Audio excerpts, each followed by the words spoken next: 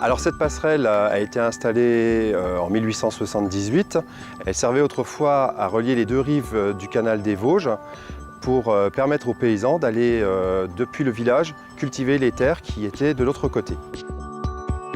Donc la structure dont il est question est une passerelle qui date de la fin du 19e siècle en acier pudelé de l'époque de Gustave Eiffel, c'est-à-dire des membrures légères où on place l'acier au bon endroit, on n'alourdit pas la structure, mais l'ensemble étant parfaitement résistant et rigide.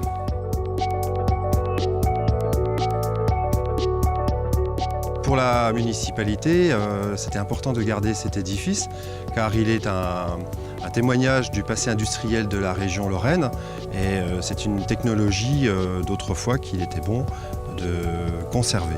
Donc nous avons dû remplacer un certain nombre de cornières et de tôles et refaire des rivetages à chaud, ce qui est peu courant aujourd'hui, mais qui est une spécialité de notre compagnie.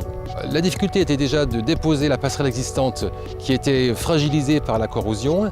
Une autre difficulté était d'associer des aciers différents, d'époques différentes. L'acier pudelé ne supportant pas le soudage, il fallait donc faire l'ensemble des assemblages avec des rivets. Donc la particularité de cette réalisation, c'est qu'elle a fait intervenir des fonds publics et des fonds privés, de sorte que l'opération totale n'a pas été très onéreuse pour la municipalité.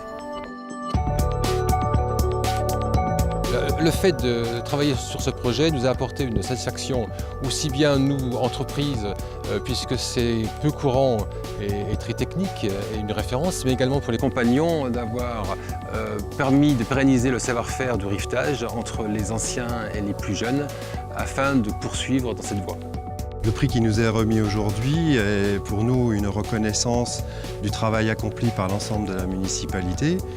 Et nous sommes assez fiers de cette reconnaissance pour la sauvegarde de ce monument qui témoigne d'un riche passé industriel de la Lorraine.